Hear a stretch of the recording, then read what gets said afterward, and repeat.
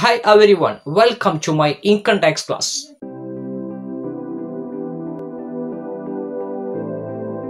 Income ടാക്സിലെ പ്രധാനപ്പെട്ട ഹെഡായ ഇൻകം ഫ്രം സാലറിയെ കുറിച്ചാണ് നമ്മൾ ചർച്ച ചെയ്തുകൊണ്ടിരിക്കുന്നത്.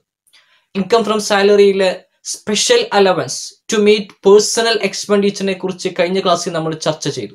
ഈ ക്ലാസ്സിൽ നമ്മൾ ചർച്ച ചെയ്യുന്നത് പ്രൊവിഡന്റ് ഫണ്ടിനെ കുറിച്ചാണ്. ഇൻകം ഫ്രം സാലറിയിലെ പ്രധാനപ്പെട്ട മറ്റൊരു ടോപ്പിക്കാണ് പ്രൊവിഡന്റ് ഫണ്ട് എന്ന് പറയുന്നത്. ടാക്സ് കണക്കാക്കുമ്പോൾ അത് സാലറിയോടൊപ്പം ആഡ് ചെയ്യണോ വേണ്ടയോ എന്നുള്ള കാര്യങ്ങളാണ് നമ്മൾ ഇന്ന് ഡിസ്കസ് ചെയ്യുന്നത്. എന്താണ് പ്രൊവിഡന്റ് ഫണ്ട് എന്ന് നമ്മൾ ആദ്യം അറിയണം. Provident fund is a fund created for future to encourage the saving habit among the employees.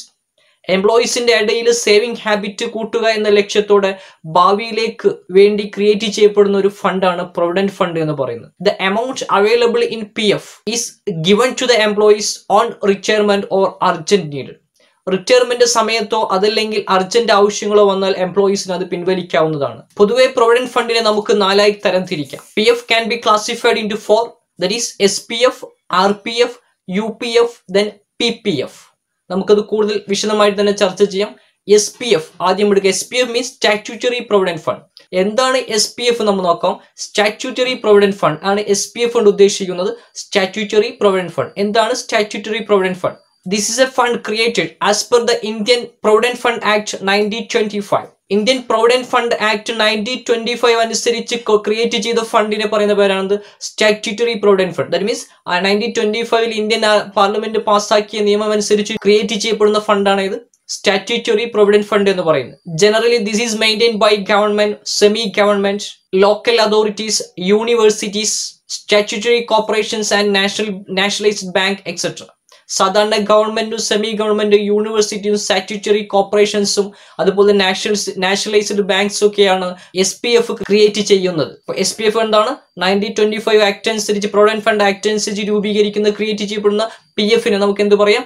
SPF എന്ന് പറയാം. സാധാരണ ഇത് ഗവൺമെന്റ് സ്ഥാപനങ്ങളും അതുപോലെ തന്നെ സെമി ഗവൺമെന്റ് സ്ഥാപനങ്ങളും യൂണിവേഴ്സിറ്റികളൊക്കെയാണ് ഈ ഫണ്ട് ക്രിയേറ്റ് ചെയ്യപ്പെടുന്നത്. നെക്സ്റ്റ് വരുന്നതാണ് RPF, that means recognised provident fund. RPF means it is a fund which is recognised by the commission of income tax. ഈ commission of income tax recognise ചെയ്ത ഫണ്ടിന് നമുക്ക് എന്ത് പറയാം? RPF എന്ന് പറയാം. That means recognised provident fund എന്ന് പറയാം. This is a fund created as per the provident fund act 1952. 1952 provident fund act അനുസരിച്ച് രൂപീകരിച്ച ക്രിയേറ്റ് ചെയ്യപ്പെടുന്ന ഫണ്ടിനെ നമുക്ക് എന്ത് പറയാം?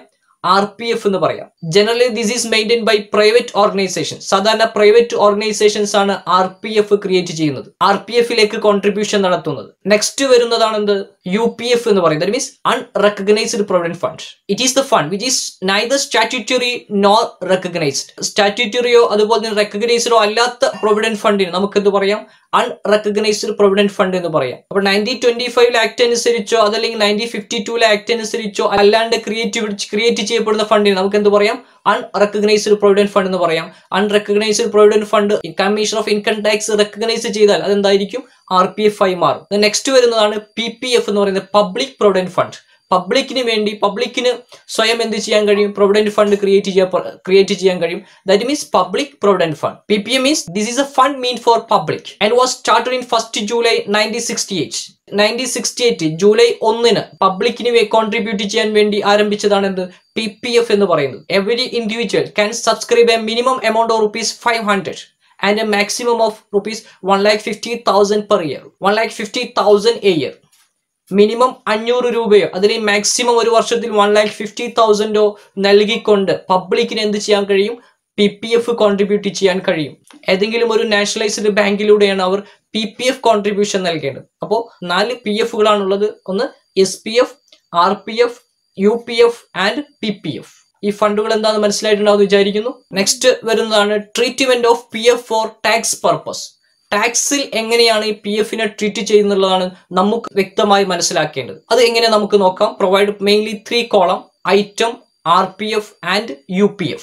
ഐറ്റം നോക്കാം. PF എന്ന് പറയുന്നത് എംപ്ലോയി നൽകുന്നതിനോടൊപ്പം തന്നെ എംപ്ലോയറും ഒരു നിശ്ചിത തുക PF-ലേക്ക് നൽകിക്കൊണ്ട് 2 കൂട്ടരും കൂടിയിട്ടാണ് എന്ത് ക്രിയേറ്റ് ചെയ്യപ്പെടുന്നത്?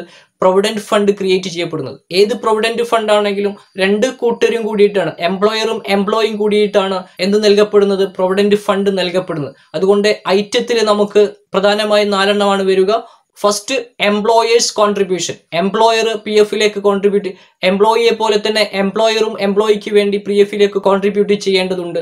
അതുകൊണ്ട് ഫസ്റ്റ് നമുക്ക് എന്ത് കൊടുക്കാം?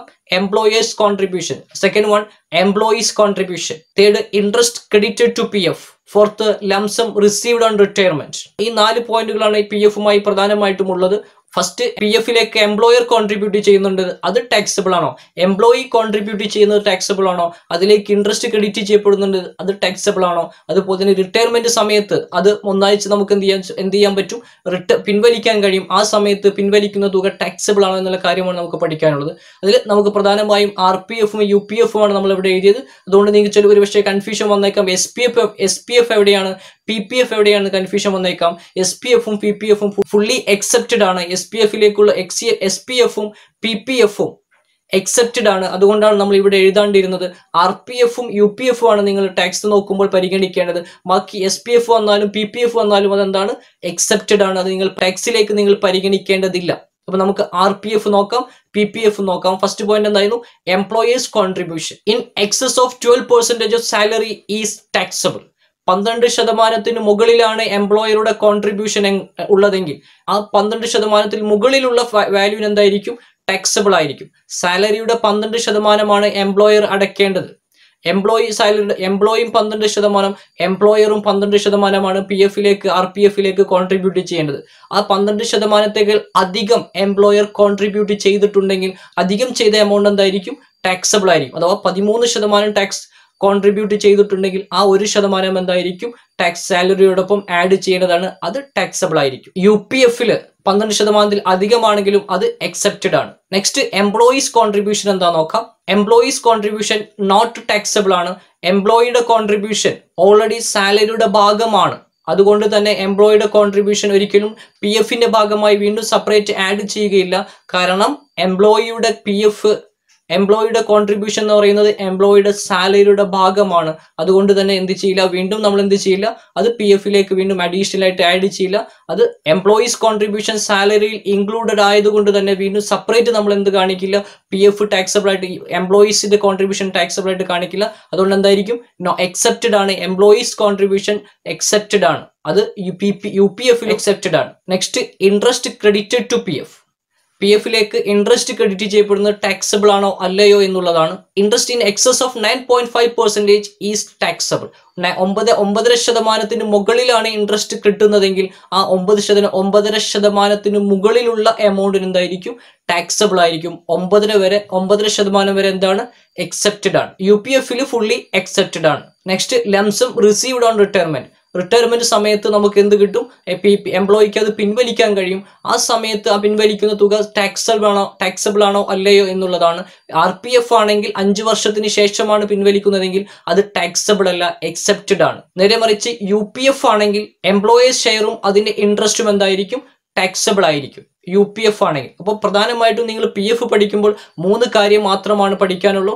എംപ്ലോയറുടെ കോൺട്രിബ്യൂഷൻ 12% അധികമാണെങ്കിൽ ആ 12% അധികമുള്ളത് ടാക്സബിൾ ആയിരിക്കും. അതുപോലെ തന്നെ ആർ പി എഫിൽ ഇൻട്രസ്റ്റ് റേറ്റ് 9.5% മുകളിലാണെങ്കിൽ 9% മുകളിൽ എന്തായിരിക്കും?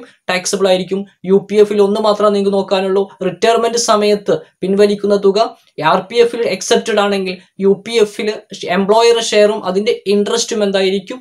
ടാക്സബിൾ ആയിരിക്കും. ഈ 3 കാര്യം മാത്രമാണ് നിങ്ങൾ പ്രധാനമായിട്ടും നിങ്ങൾക്ക് പി എഫുമായി ബന്ധപ്പെട്ട് ടാക്സബിളിന്റെ സമയത്ത് നിങ്ങൾ ഓർത്തിരിക്കേണ്ടതുള്ളൂ. അത് കറക്റ്റാക്കി മനസ്സിലാക്കി വെക്കുക. നെക്സ്റ്റ് അതിൽ വരുന്ന ഒരു പോയിന്റ് ആണ്, ഒരു ടേമാണ് ട്രാൻസ്ഫേർഡ് ബാലൻസ് എന്ന് പറയുന്നത്. എന്താണ് ട്രാൻസ്ഫേർഡ് ബാലൻസ് നോക്കുക. when an UPF is recognized for the first time, the balance of UPF at the time of recognition is called transferred balance. ഞാൻ നേരത്തെ പറഞ്ഞിരുന്നു യു പി എഫിനെ commissioner of income tax recognise ചെയ്യുകയാണെങ്കിൽ അതെന്തായിട്ട് മാറും? R P F ആയിട്ട് മാറും. അങ്ങനെ റെക്കഗ്നൈസ് ചെയ്യുന്ന U P F R P F ആവുന്ന സമയത്ത്, റെക്കഗ്നൈസ് ചെയ്യപ്പെടുന്ന സമയത്ത് യു പി എഫിൽ നിലനിൽക്കുന്ന ബാലൻസിനെ നമ്മൾ എന്താണ് പറയുക? ആ എമൗണ്ടിന് നമ്മൾ എന്താണ് പറയുക? ട്രാൻസ്ഫേർഡ് ബാലൻസ് എന്നാണ് പറയുക. That is called transferred balance. P എഫിൽ സാലറി എന്ന് പറയുമ്പോൾ ഏതൊക്കെ ഇൻക്ലൂഡഡ് ചെയ്യണം എന്നുള്ള ഒരു കൺഫ്യൂഷൻ വന്നേക്കാം. അതിൽ salary means basic pay plus DP if the term of employment is given.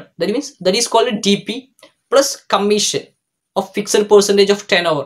ഈ 3 എണ്ണമാണ് സാലറി കൊണ്ട് ഉദ്ദേശിക്കുന്നത്. I hope that everyone understood the topic of PF. We will meet again in the next topic with next class. Okay, bye. Thank you.